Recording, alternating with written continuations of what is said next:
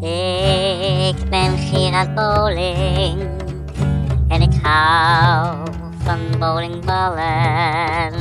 En ik heb een groot geheim en dat ga ik je nu vertellen.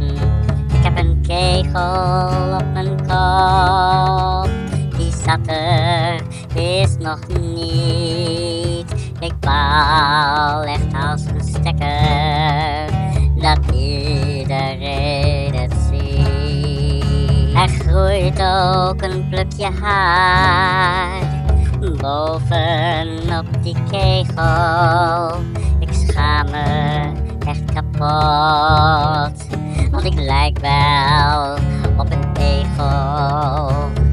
Vroeger had ik mooie haren, maar nu helaas niet meer. Want die kegel blijft maar groeien en dat doet behoorlijk zeer. Ik heb ook 2 bowlingballen, die bungelen maar wat. Ik ben het hele bowlen nu best behoorlijk zat.